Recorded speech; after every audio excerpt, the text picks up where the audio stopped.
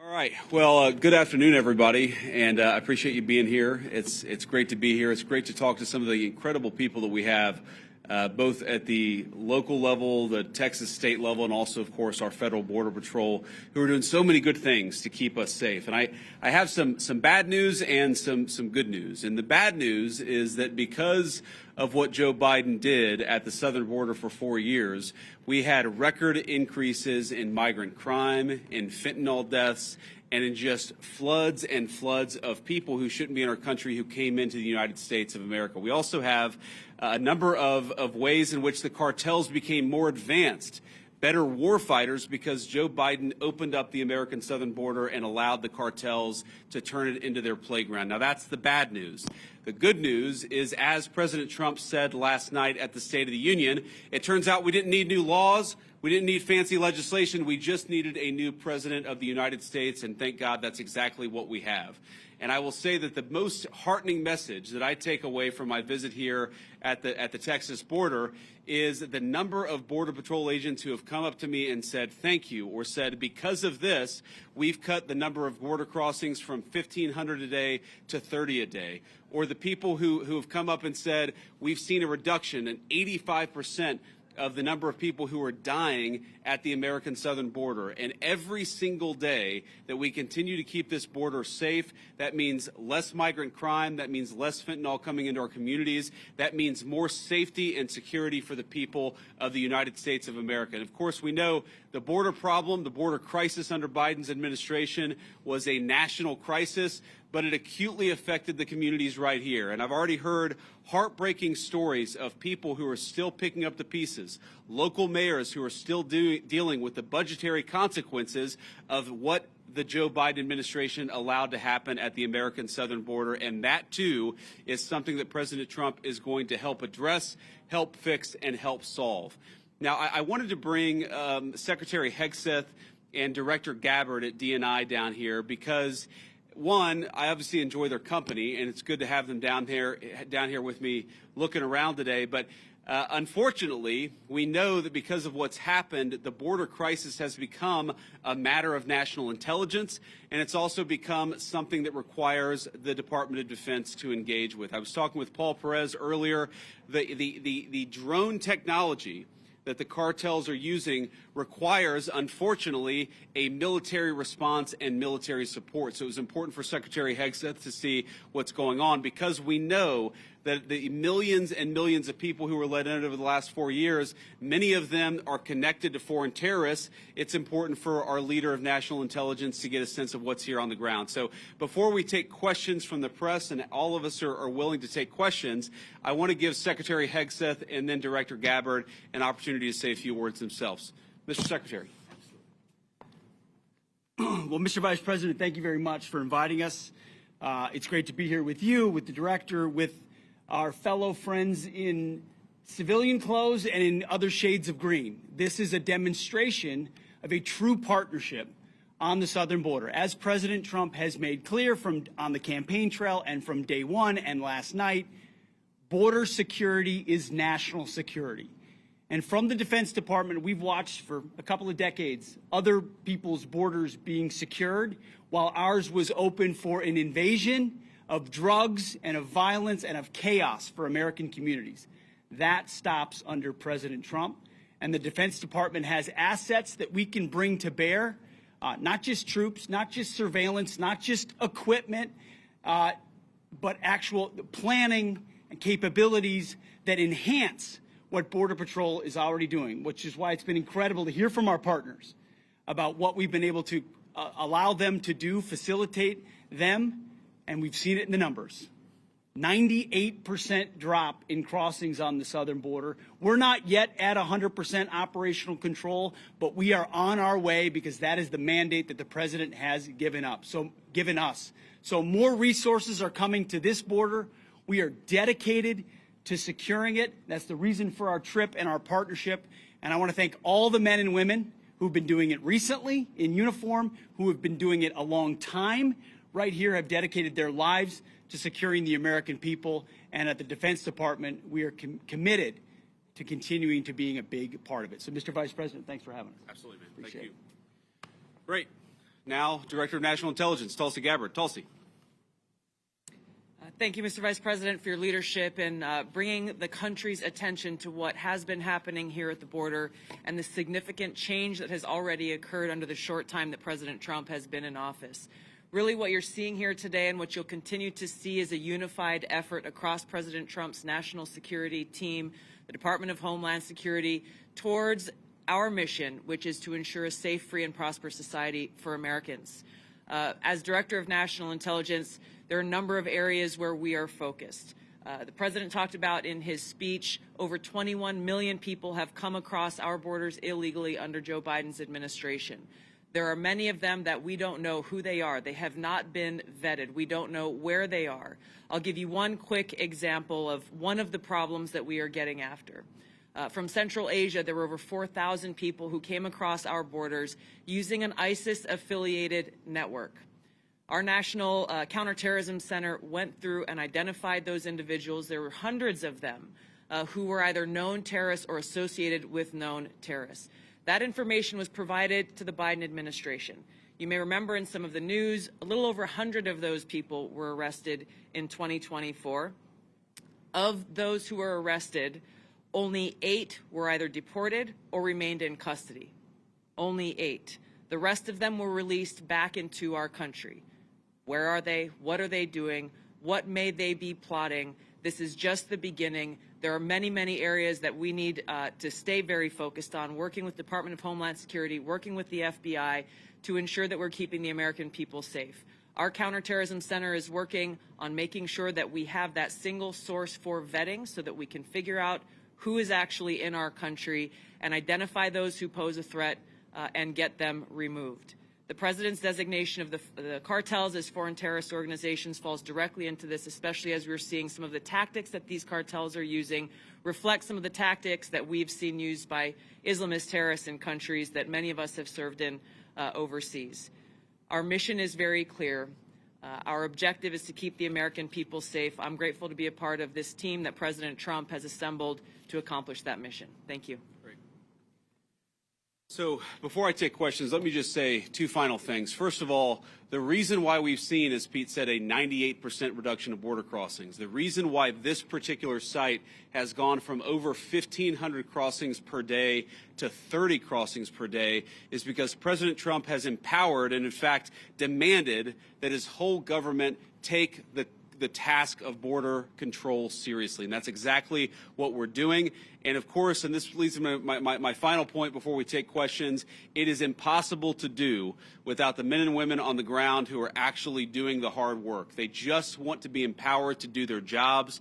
President Trump has made that possible. So from the bottom of my heart, and for a grateful nation, to every person I've met here today, thank you for working hard on the American people's business. It's been an honor to be with you. It's been an honor to see what you do, and we're going to keep on supporting you over the next 4 years. Congressman Gonzalez, thank you for being here, and thank you for your leadership. And now we'll take some questions from reporters. Sir. So, as you guys have been exemplifying for today that border crossings are down, a lot of attention has been turned to the interior since obviously there's been a lot of illegal immigrants. What is, in your opinion, the biggest obstacle to actually carrying out President Trump's mass deportations? Even though, yes, like apprehensions and arrests and deportations have gone up in his first month, but a lot of people are expecting a bigger capacity for deportation. So what's the biggest hurdle? So let me say a few things about that. So first of all, Rome wasn't built in a day. And we have seen pretty significant increases in deportations and apprehensions and arrests. But we have to remember that President Biden gutted the entire immigration enforcement regime of this country. We are trying to rebuild so that we actually empower people to enforce the immigration laws of the American people. It is common sense. It's what the American people want us to do.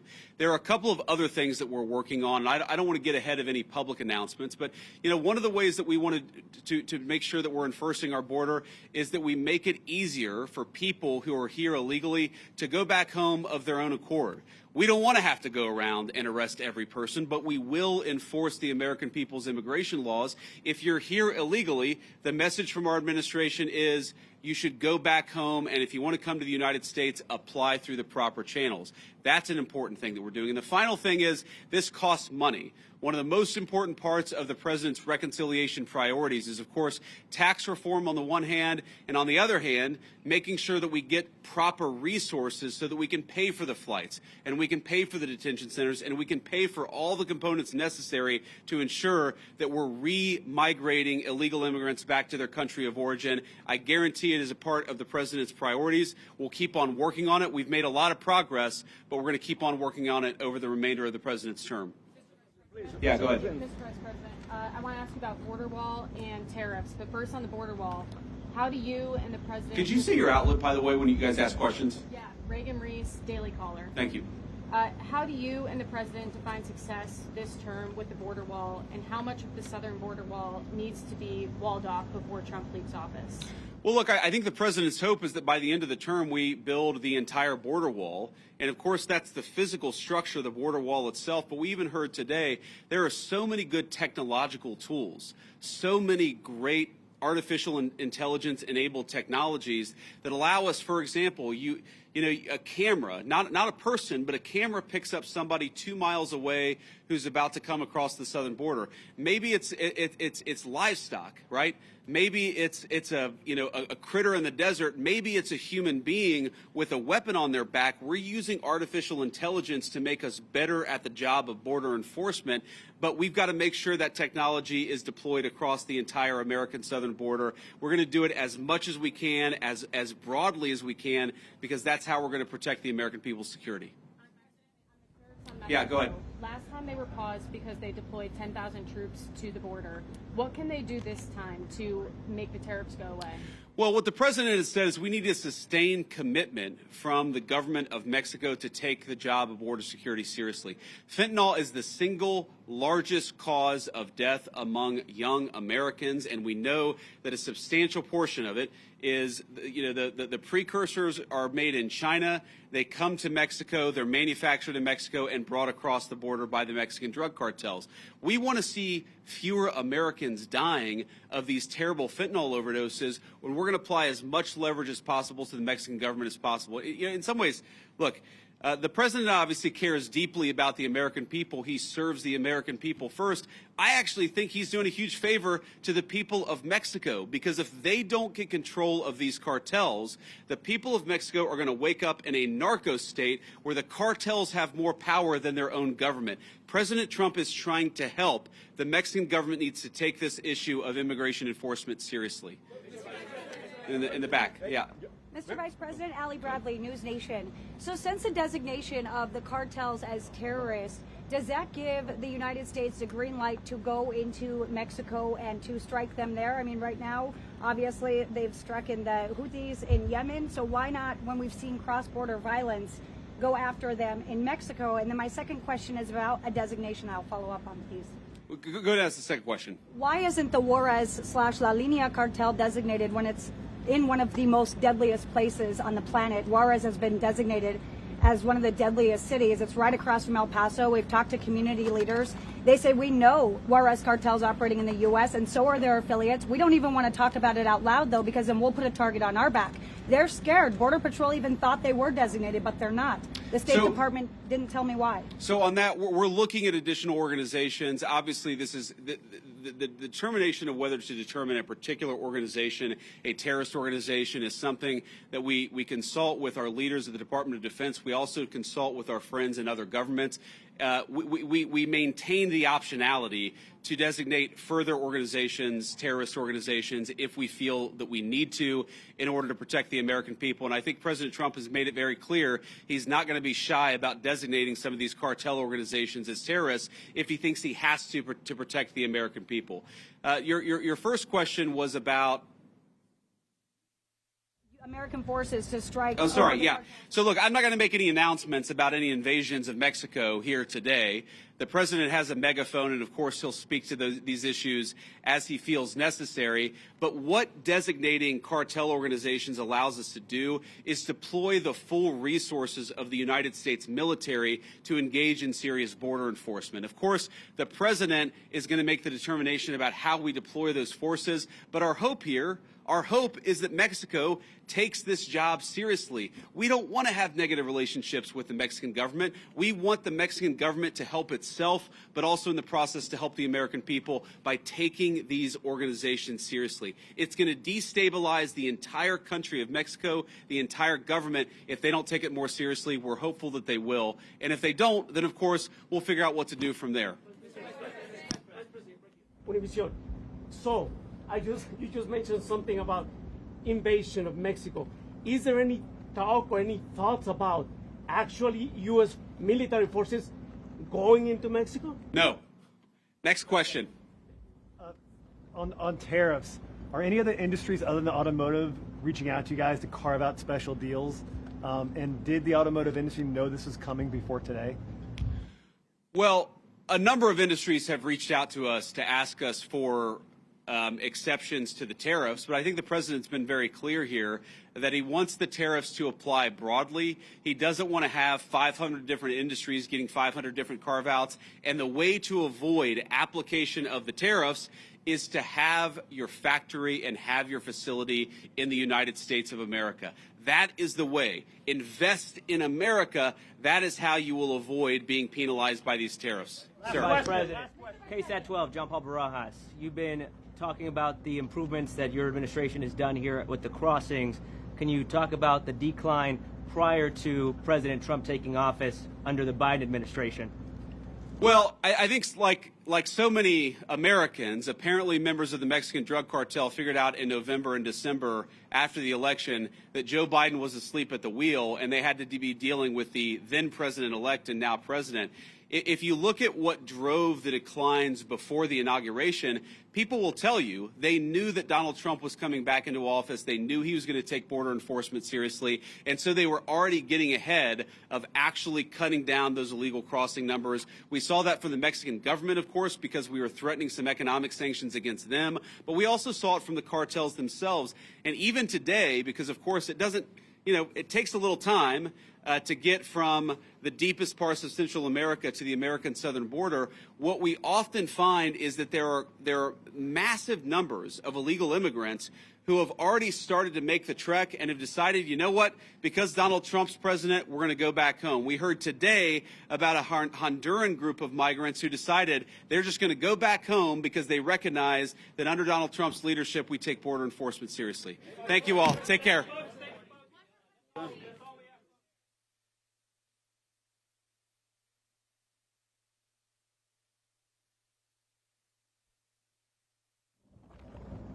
Okay, guys, we gotta go. Let's move.